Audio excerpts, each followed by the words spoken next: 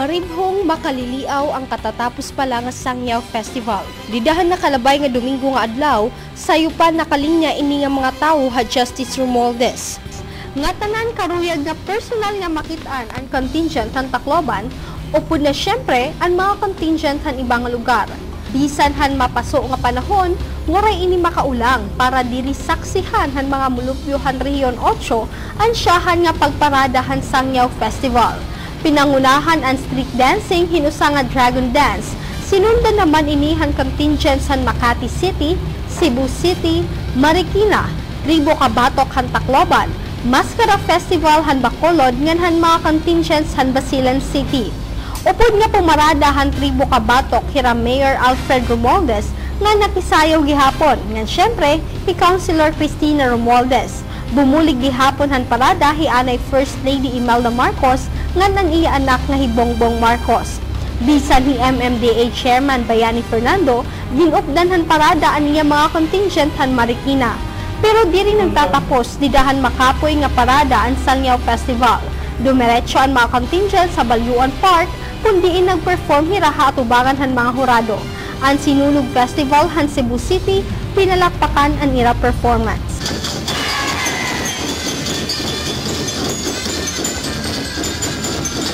Sinundan liwat ini han Sapatos Festival han Marikina City.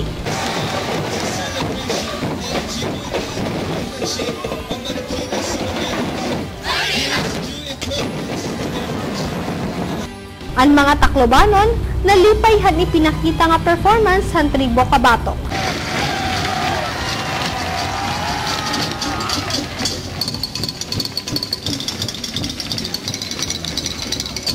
Ang Mascara Festival han Bacolod, makaliliaw gud kitaon.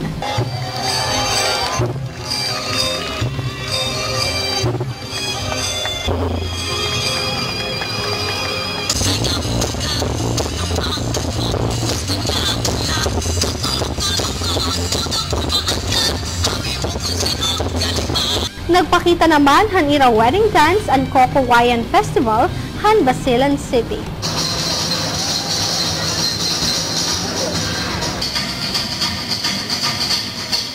Hakatapos-tapusan, nakuha han Tribo Cabatok han Tacloban ang siyahan nga pwesto, kundiin kumarawat hirahin 500,000 pesos. Ang second prize na daugan naman han Sinunog Festival han Cebu City, kundiin kumarawat hirahin 300,000 pesos nga nakuha naman han Sapatos Festival han Marikina. Ang third prize nga kumarawat hirahin 200,000 pesos.